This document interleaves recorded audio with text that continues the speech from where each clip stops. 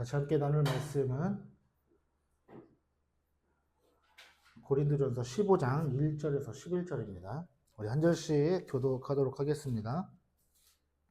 제가 먼저 읽습니다.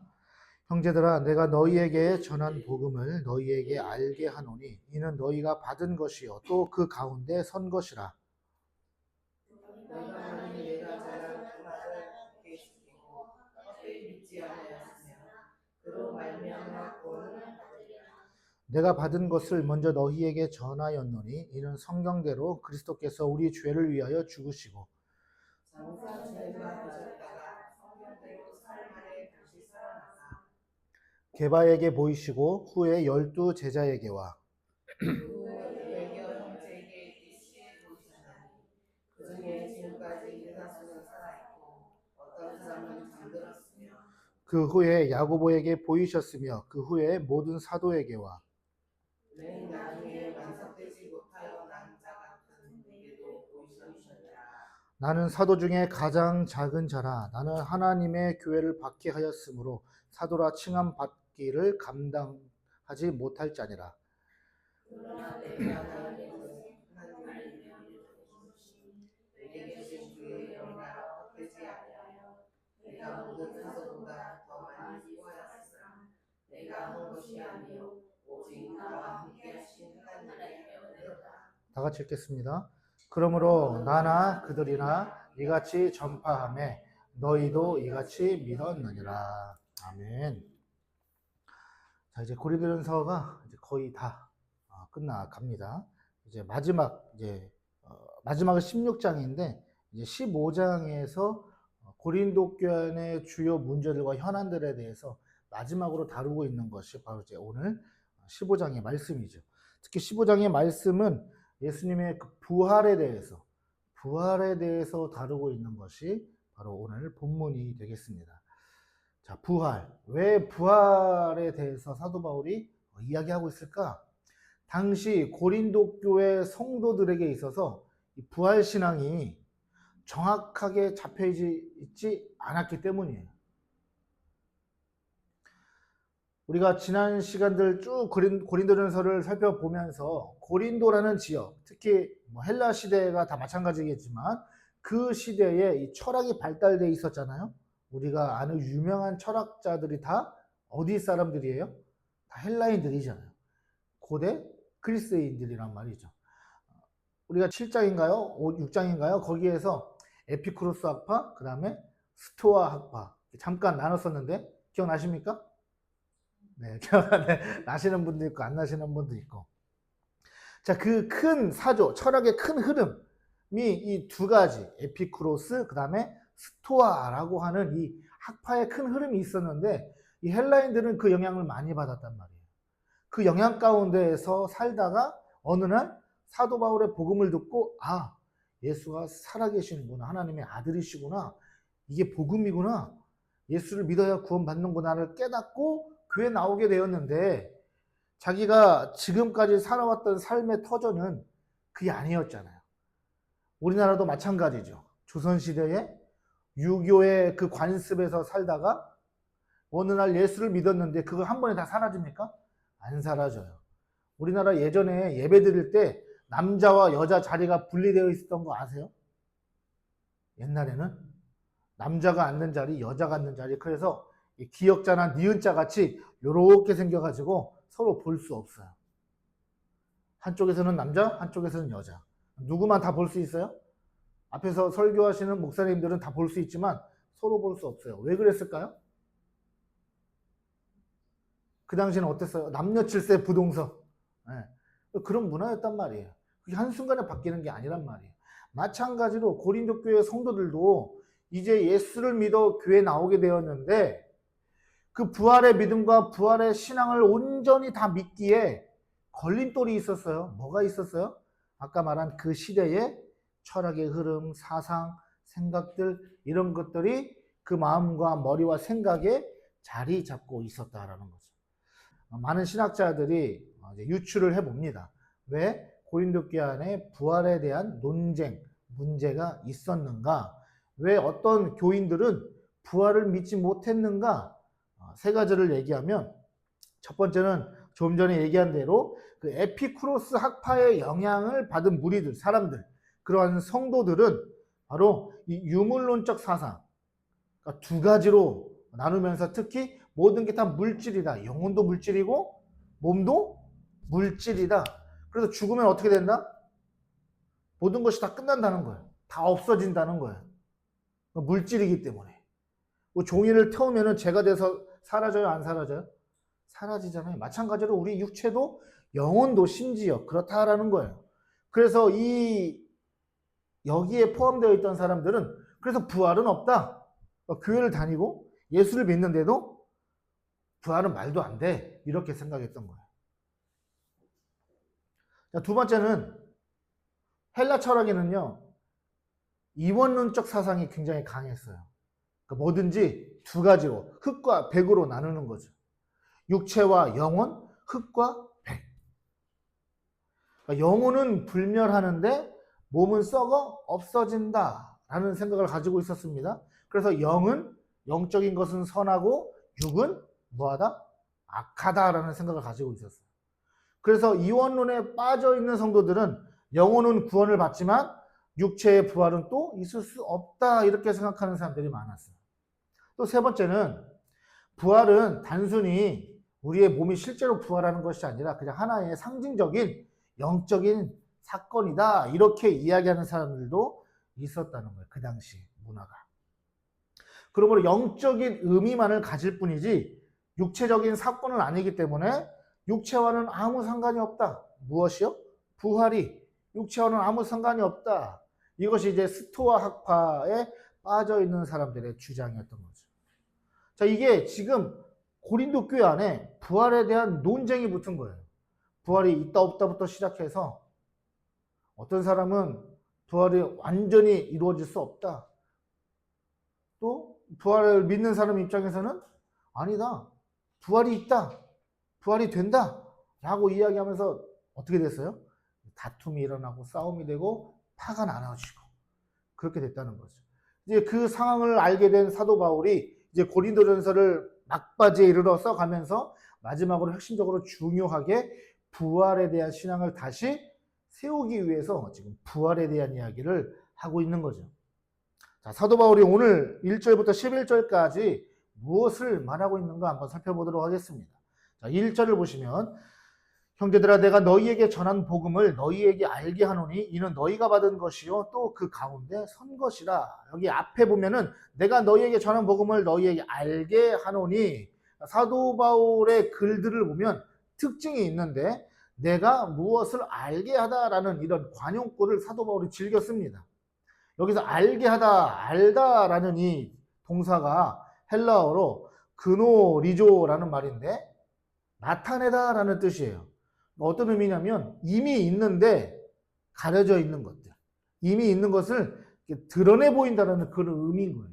그러니까 사도 바울은 지금 완전히 몰랐던 전혀 새로운 것을 말하고 있는 것이 아니라 이미 고린도 교회 성도들에게 얘기했던, 이미 고린도 교회 성도들에게 선포했었던, 가르쳤었던 그 복음을 다시 내가 상기시킨다 이런 의미인 거죠. 자, 그 다음에 내가 너희에게 전한 복음 이렇게 말하고 있습니다. 자, 무엇을 상기시키겠다는 거예요? 사도 바울이 전했던 복음. 자, 고린도 전서 1장을 우리가 한번 돌아가 보세요. 생각을 해보세요. 자, 사도 바울이 고린도라는 지역에 왔을 때 어떻게 왔죠? 어디에서 어떤 마음으로 왔었죠?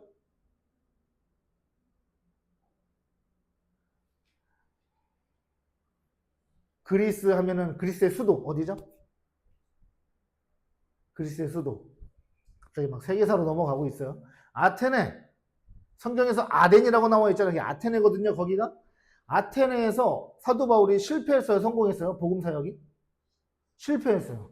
굉장히 낙심하고 낙담했어요. 쉽게 말하면 헐 이렇게 됐단 말이에요. 안 먹혀. 특히는 아테네는 이 철학과 이 그리스 로마 이 신화 이게 아주 깊게 뿌리 박혀 있는 곳이다 보니까 사도 바울이 복음 전하는 데 있어서 굉장히 어려웠어요. 힘들었어요. 그 힘듦을 가지고 어디로 왔죠? 고린도라는 지역으로 왔잖아요. 고린도라는 지역에 와서 이제 내가 복음을 어떻게 전하겠다라고 했어요?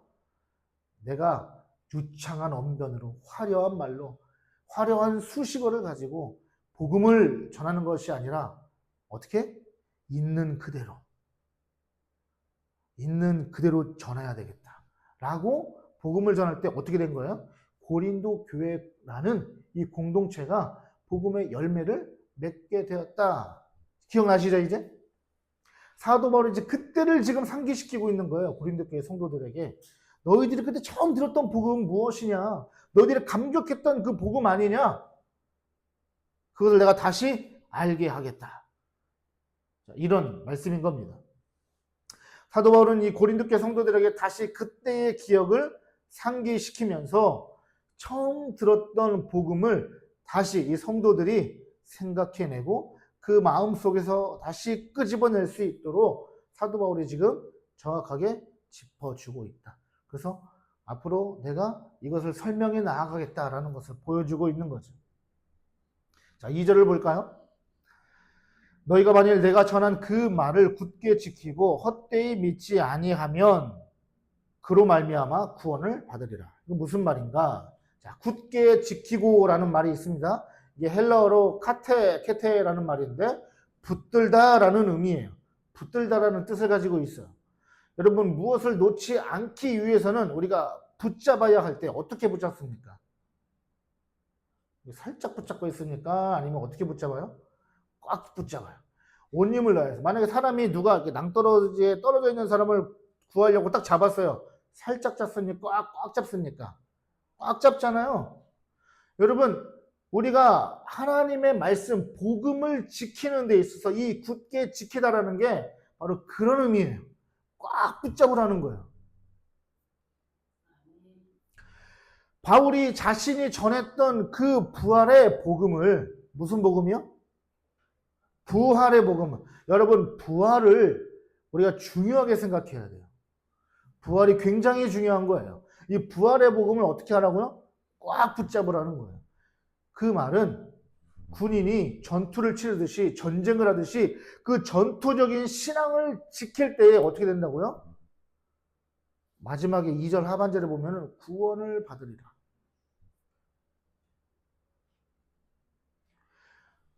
구원은 하반절에 말한 대로 오직 무엇을 통해서요?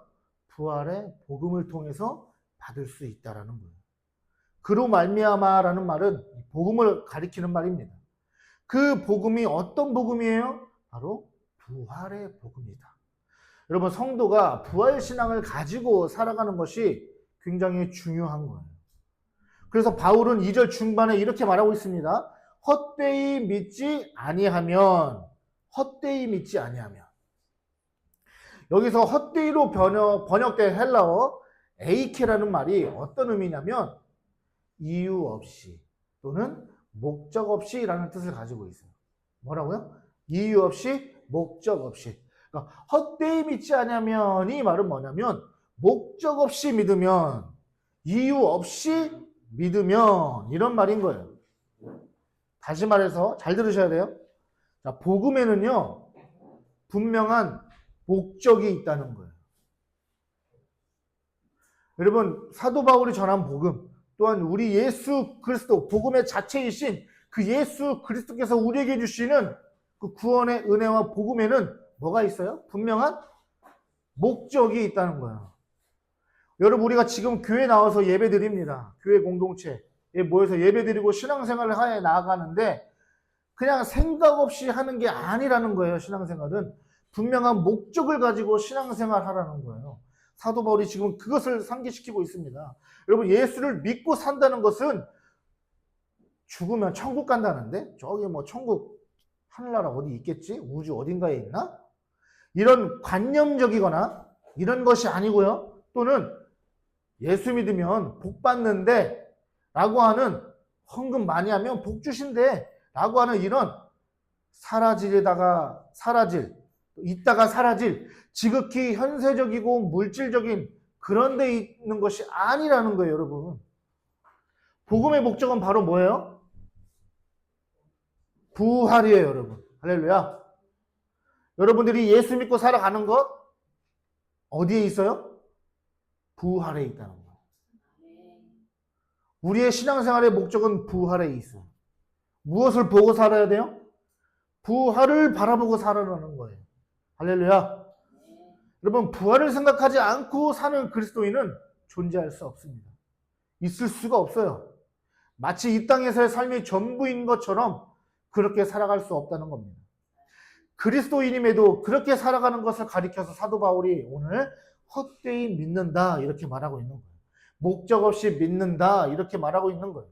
그래서 헛된 믿음이란 무엇인가? 뭐 다른 신을 믿는다 그런 의미가 아닌 거죠. 목적 없는 믿음이 바로 헛된 믿음인 것이다. 여러분, 저와 여러분이 믿는 예수 그리스도의 복음에는요 분명한 목적이 있는 것입니다.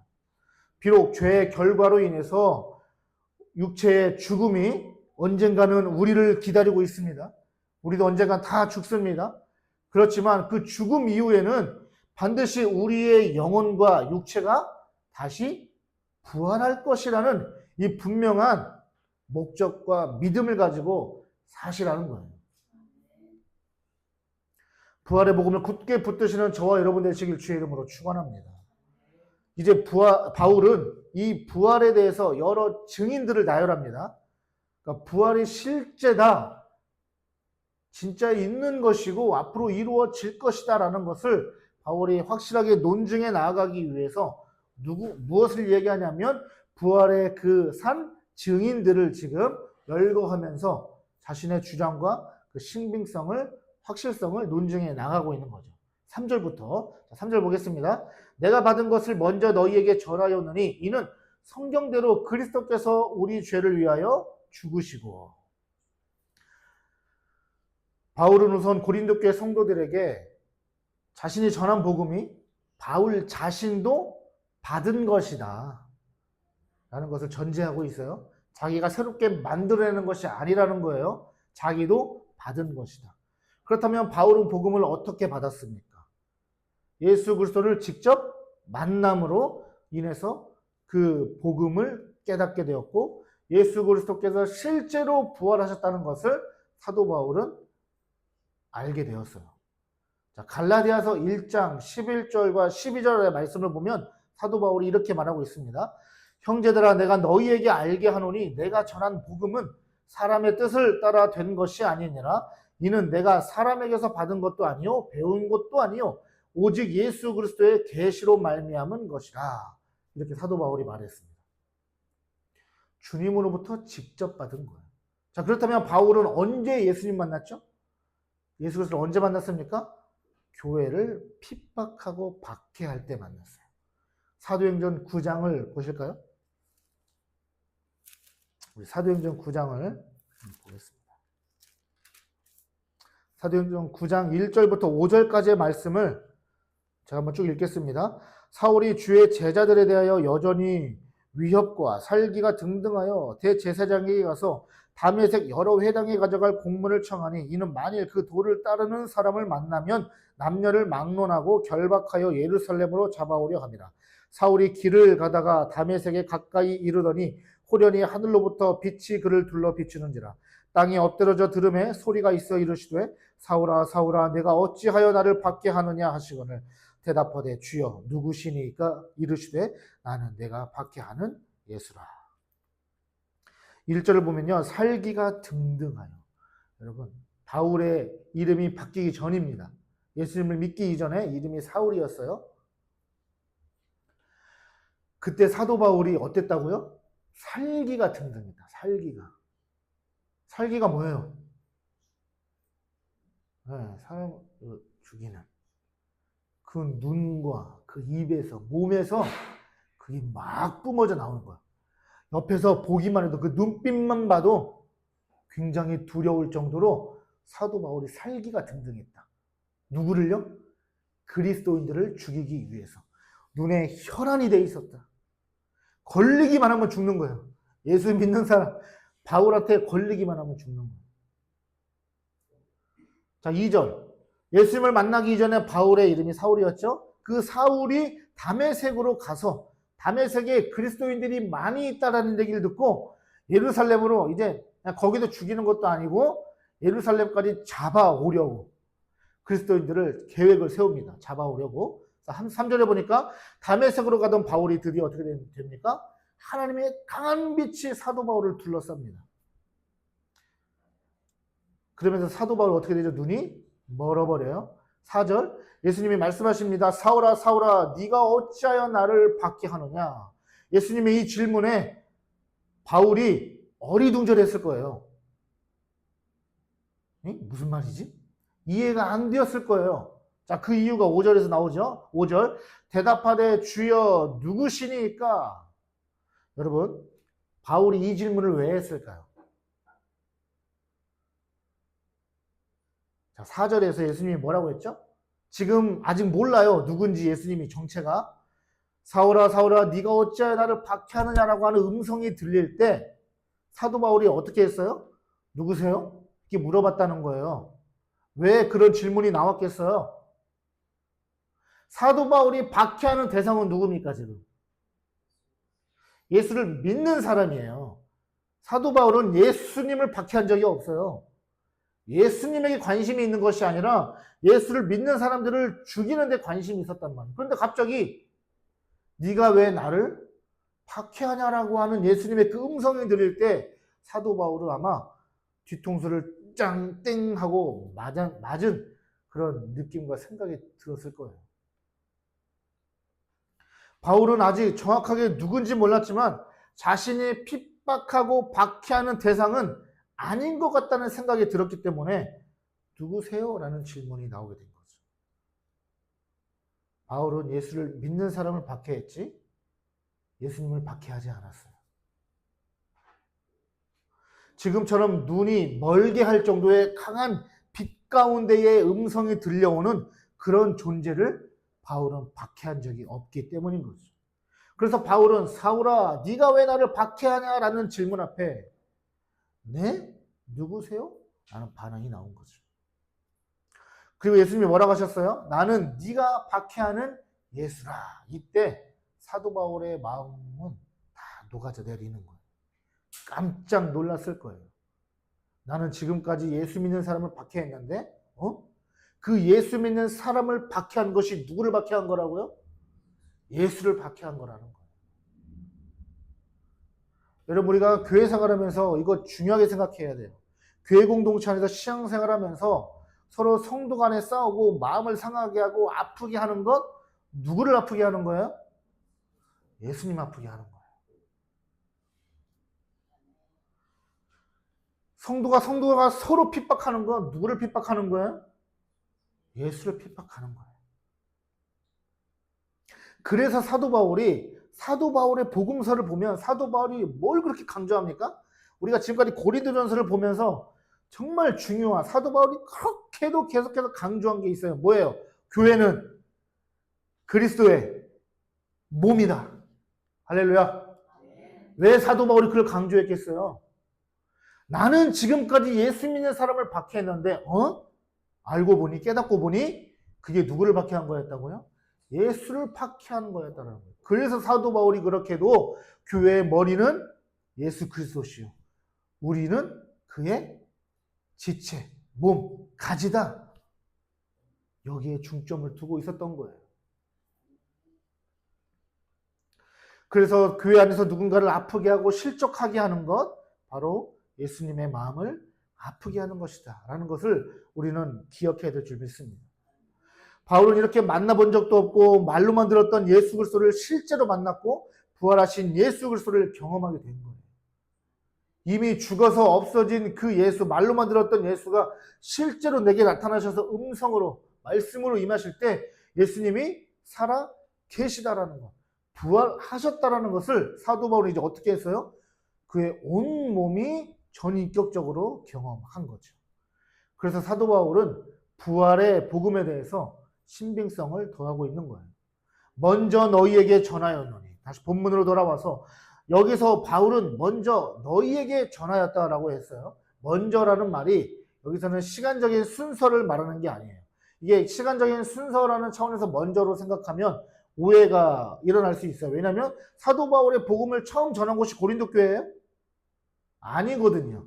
이미 그 이전에도 아테네도 있었고 다른 지역이 있었거든요. 그러면 지금 순서로 시간적으로 보면은 이게 오해가 불러일으키는 거죠. 이 당시에 어떤 글이나 말을 할 때 이 먼저라는 말을 함으로써 강조하는 거예요. 강조용법. 강조를 하기 위해서 중요성을 표현하기 위해서 이렇게 먼저라는 말을 사용했다는 거예요. 자, 그러니까 바울은 복음을 처음 전하는 곳이 고린도라는 지역, 고린도 교회가 아니었지만, 그러나 바울은 먼저라는 단어를 사용함으로 인해서 그 중요성, 강조하고 있다는 거예요. 내가 너희에게 전한 복음을, 그 복음에 대해서 사도 바울이 지금 강조하고 있다. 무엇을 전하였냐? 부활의 복음을 전하였다. 부활을 지금 강조하고 있다는 거죠. 자, 그 다음에 이는 성경대로라고 말합니다. 바울이 직접 경험한 예수 그리스도의 죽음과 부활의 복음이 어느 날 갑자기 생겨난 것이 아니라는 거죠. 여기서 성경대로 번역된 이 헬라어가 그라파스라는 단어인데 복수형으로 되어 있습니다. 즉 구약에 나타난 성경들, 구약 성경들을 말하고 있는 거예요. 예수님의 죽음과 부활은요, 여러분 이미 신약에서 갑자기 시작된 것이 아니라 구약에서 이미 다 나타나 있다라는 거예요. 사도 바울이 그걸 얘기하고 있는 거죠. 자, 어떻게 말하고 있습니까? 4절 보세요. 장사 지난 바 되셨다가 성경대로 사흘 만에 다시 살아났어요. 여기서 성경대로라고 되어 있죠. 자, 사도 바울이 뭐라고 얘기했는지 사도행전으로 다시 한번 가보면 사도행전 13장 34절과 35절에 이렇게 말하고 있습니다.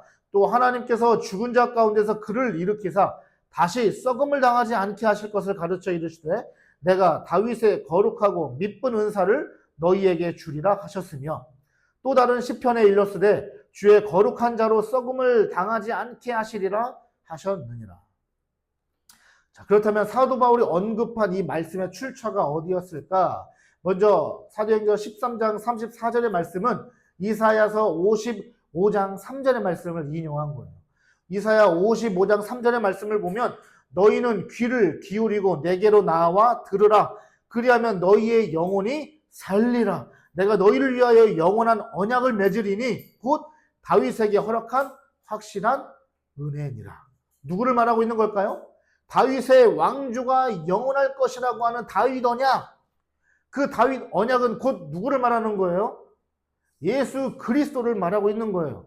하나님께서 예수 그리스도를 우리에게 어떻게 주셨습니까? 선물로, 은혜로 주셨단 말이에요. 성경대로 우리 죄를 위하여 죽으시고, 이 말씀은 어디에 기록되어 있을까요?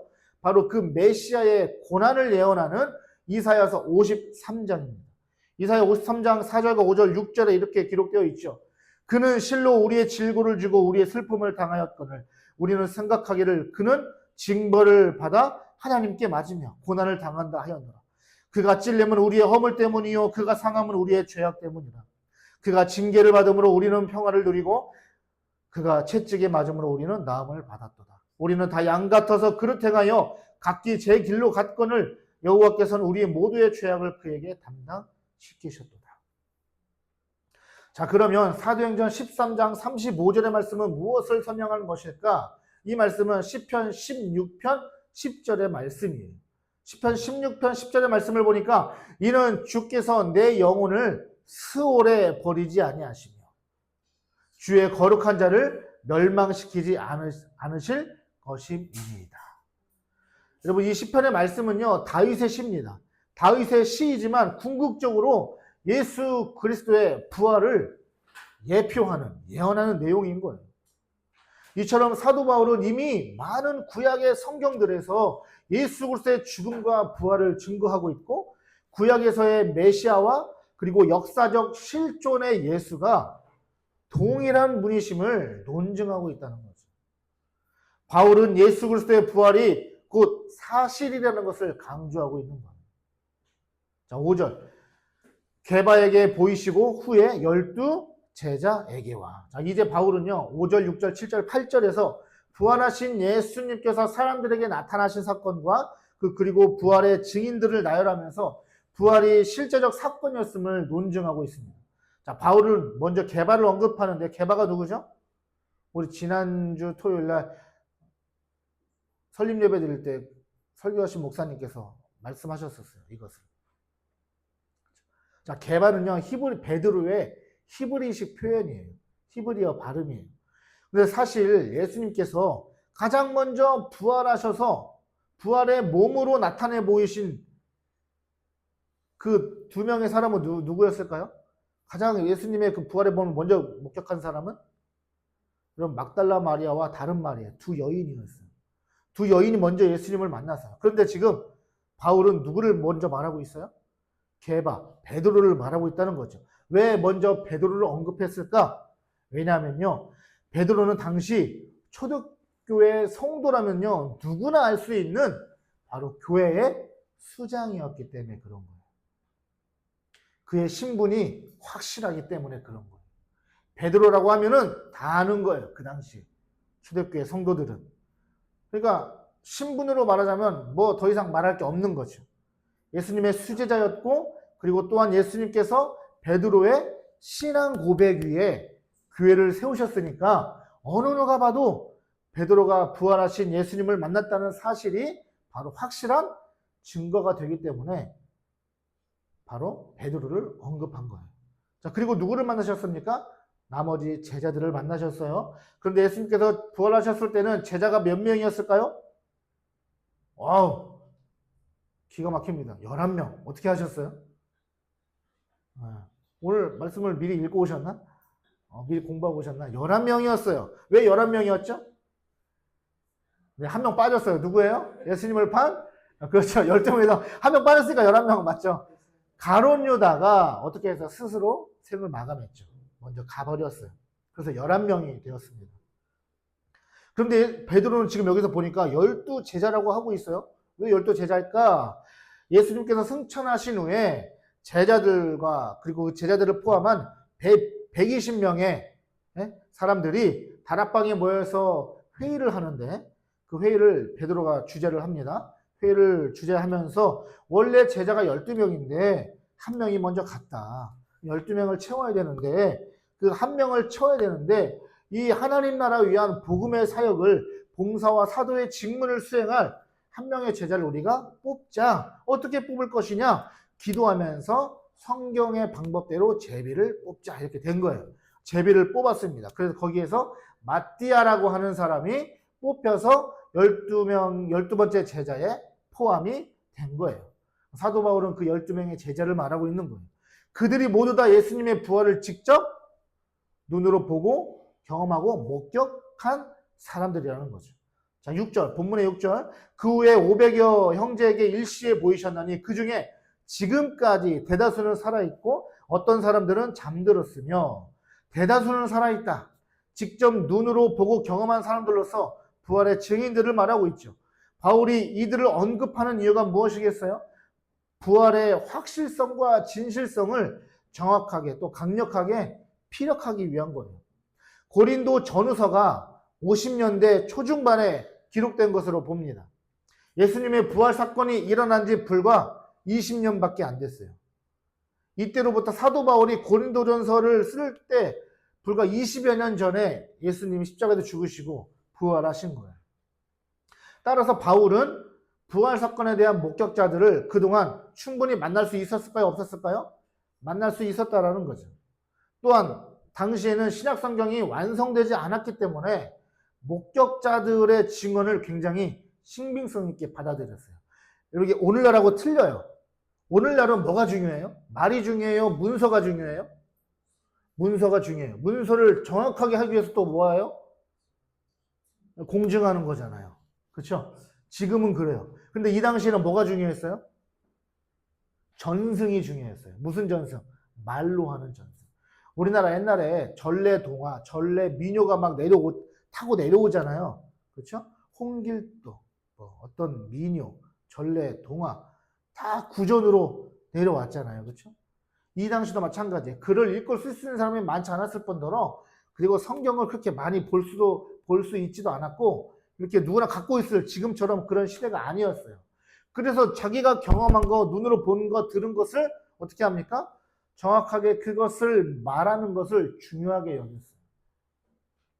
그래서 그것을 지켜보았던 500여 명 이상의 사람들의 그 증언들이 지금도 계속되어 오고 있다라는 것을 사도 바울이 말하고 있는 거죠. 무엇을요?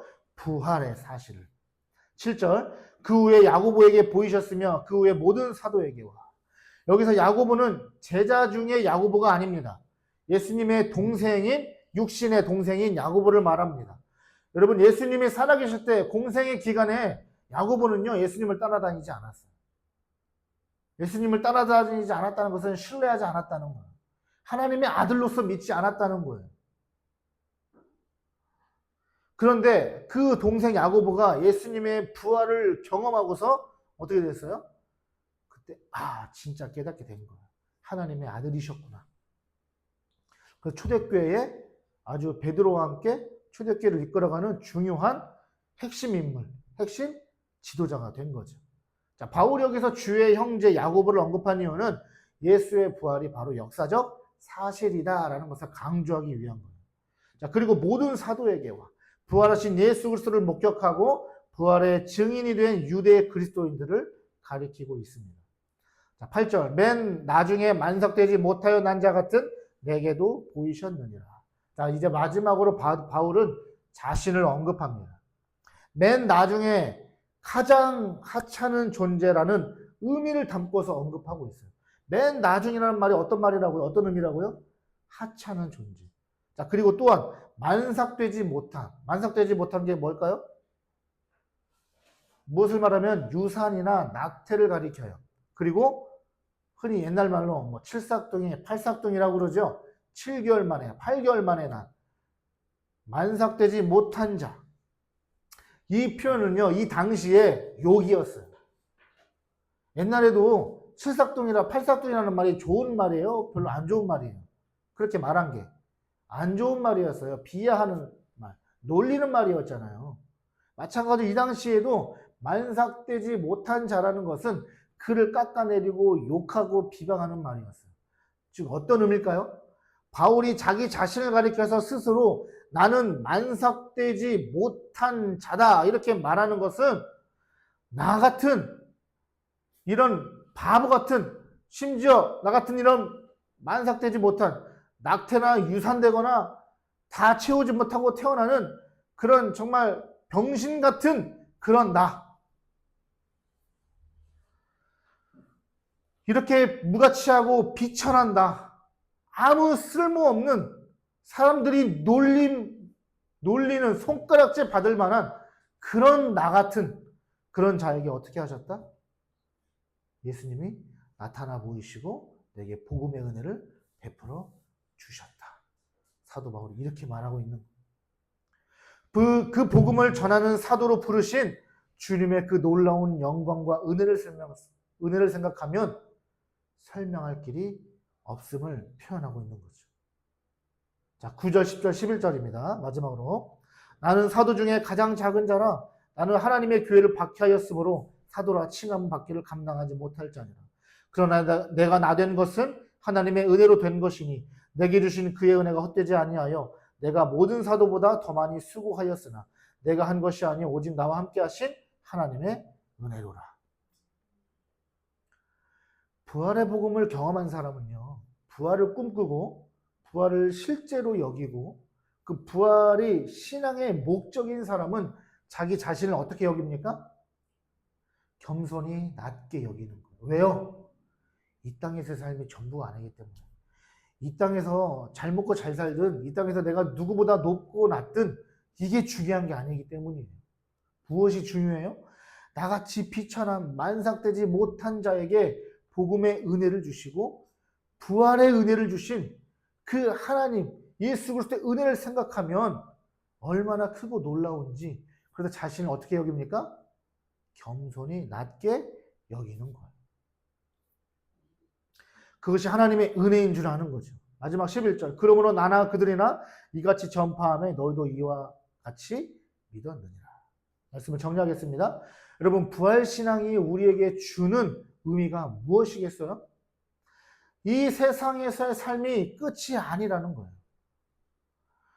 육체의 죽음 이후의 삶이 우리를 기다리고 있다는 것입니다. 우리의 영혼만 부활하는 것도 아니에요.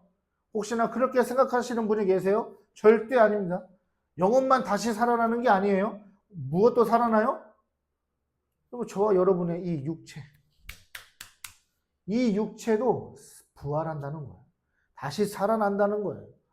그래서 우리가 이 부활의 신앙을 믿을 때, 부활의 복음을 믿을 때 우리는 이 세상에서의 고통스러운 삶이 전부가 아님을 깨닫게 되어서 종말에 대한 소망을 갖게 되는 것이죠. 그래서 이 부활의 복음을 깨닫게 되면 바울과 같이 겸손할 수밖에 없습니다. 하나님의 은혜를 고백하지 않을 수 없습니다. 여러분, 우리는 반드시 죽은 후에 예수께서 재림하실 때에 부활할 것입니다. 우리의 영혼만 부활하는 것이 아니라 우리의 육체 또한 부활할 것입니다. 그래서 우리는 이 땅에서의 삶이 다인 것처럼 살 수가 없는 거죠. 부활을 기대하고 부활을 소망하며 우리의 신앙의 목적이 부활에 있음을 알고 살아가시는 저와 여러분 되길 주의 이름으로 축복합니다. 기도하겠습니다.